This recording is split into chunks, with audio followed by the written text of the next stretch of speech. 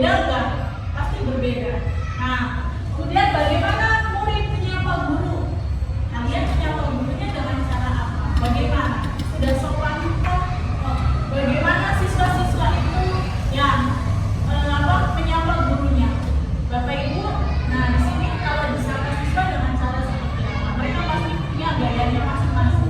Terus bagaimana guru menyelesaikan suatu permasalahan atau konflik, baik antar murid maupun murid itu sendiri? Pasti dalam sebuah kelas, dalam pembelajaran juga di kelas, pasti akan timbul konflik. Ya, misalkan anak yang jarang mengerjakan PR. Nah, bagaimana tuh cara Bapak Ibu ya menyelesaikan ketika timbul masalah, baik satu anak secara individu ataupun antar anak?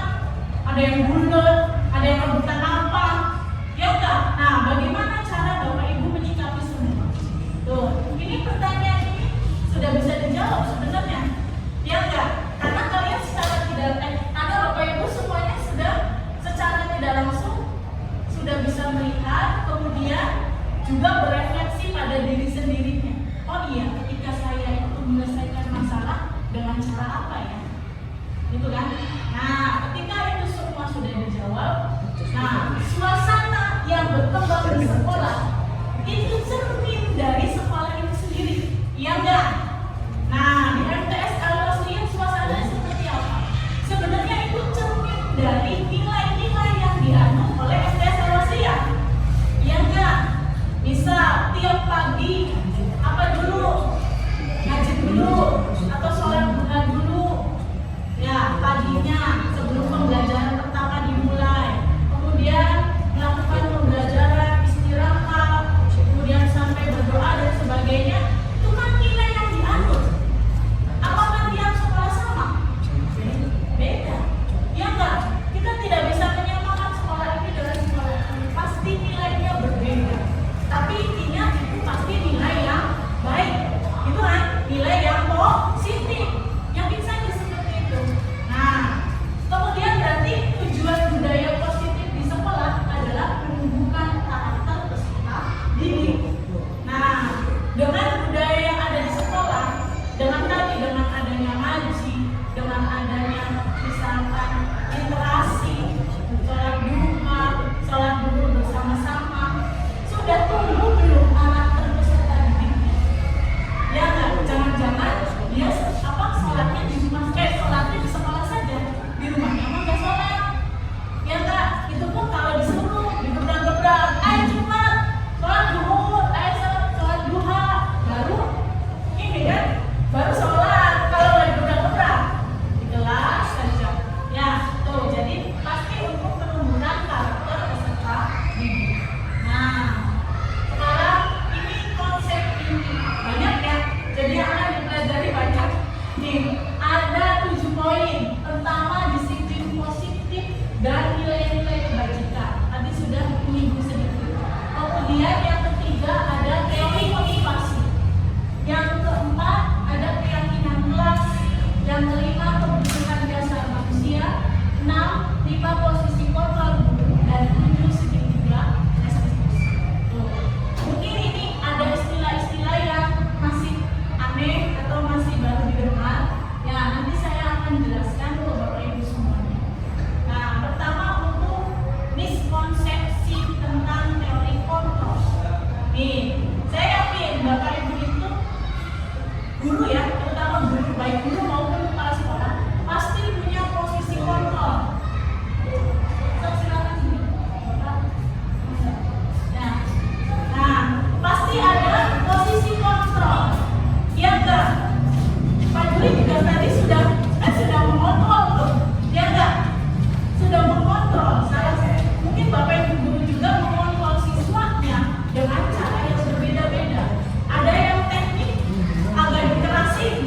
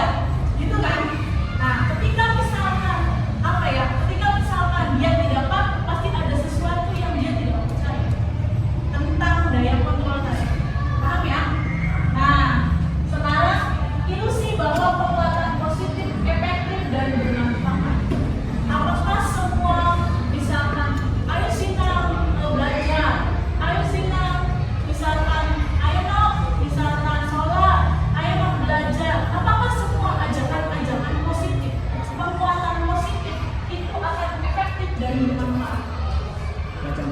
Kayak gitu enggak? Efektif enggak? Ada yang efektif, ada yang enggak. Ya enggak, makanya itu semua ilusi. Jadi semua misalkan yang kita omongin ke anak ya masih itu kan, tapi belum tentu itu jadi penguatan positif bagi anak.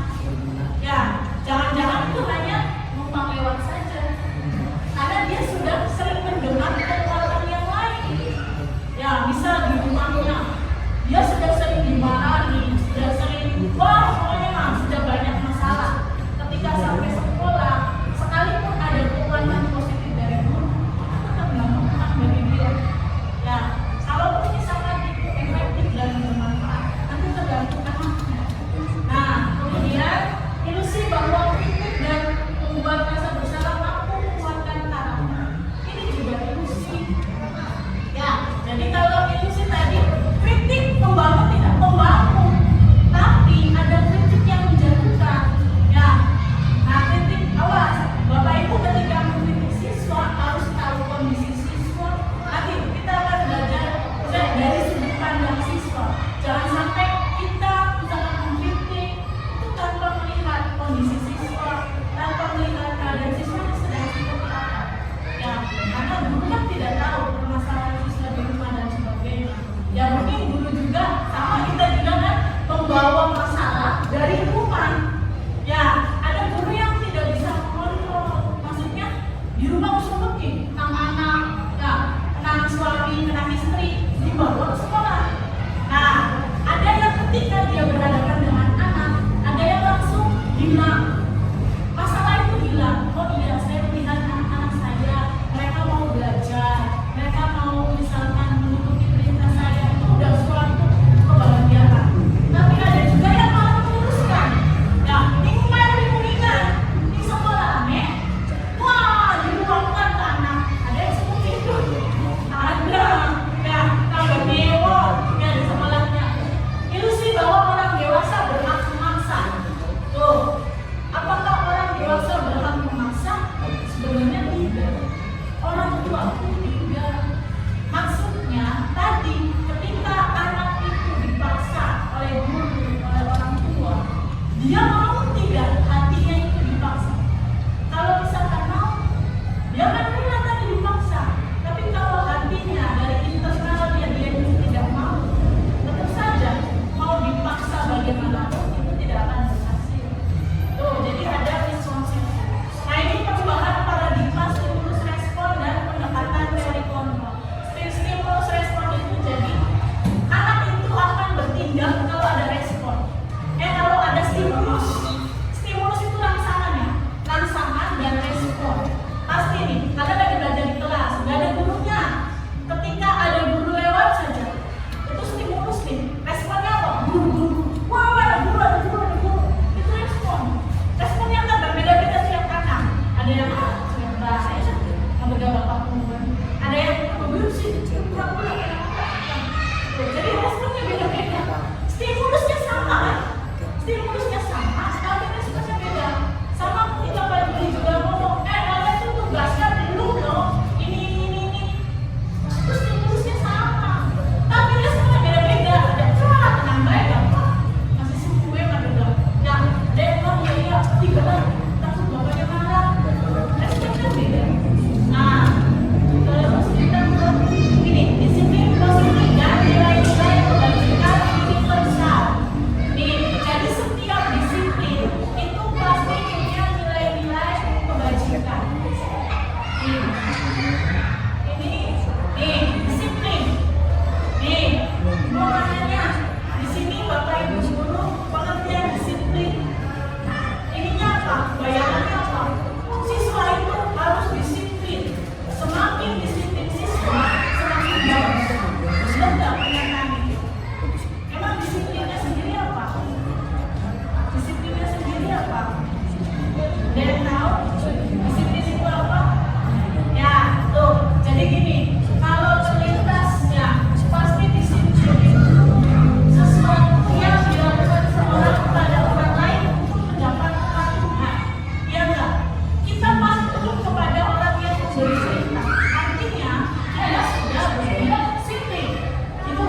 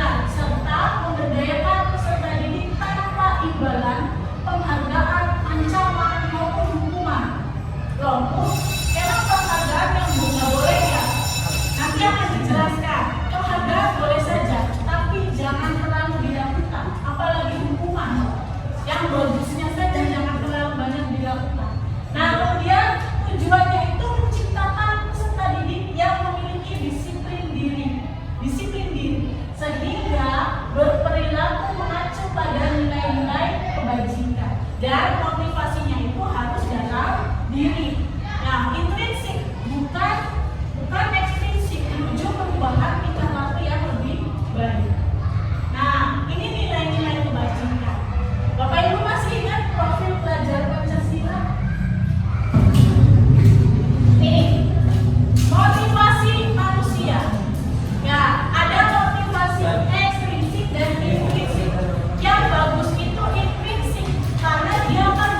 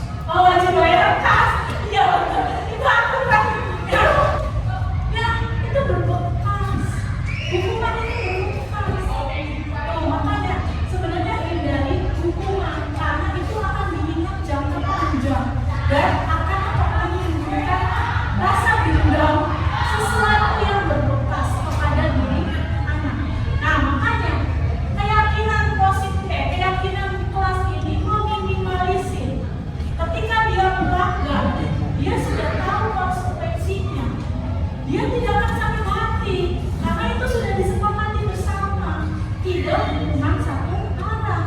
Ya, gitu ya, Bapak Ibu. Nah, itu misalkan ada peraturan selalu mengembalikan buku ke tempatnya. Keyakinan kelasnya apa? Dia harus bertanggung jawab. Kalau dia pinjam buku dari teman, apakah dia pinjam pulpen? Ya, anak-anak, pulpen itu suatu hal yang langka. Baik Bu, di apa? Di kelas, apalagi anak laki-laki. Boleh tidak pulpen Galina? Pulpen pendek ya, pada hilang ini. Sebanyak apapun anak perempuan membawa pulpen itu akan hilang. Ya kan? Pengalamannya. Karena nggak tahu sebenarnya mereka bawa pulpen nggak dari rumahnya. Nah, ini kebutuhan dasar manusia. Ini Bapak siapa namanya? Namanya apa? Jenal, Bapak Jenal. Bapak Jenal dari Bapak Jupri. Iya.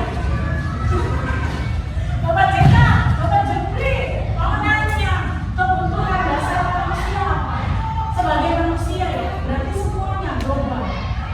Bukan sebagai guru, bukan. Kebutuhan dasar manusia. Makan, iya betul makan. Manusia nggak perlu makan.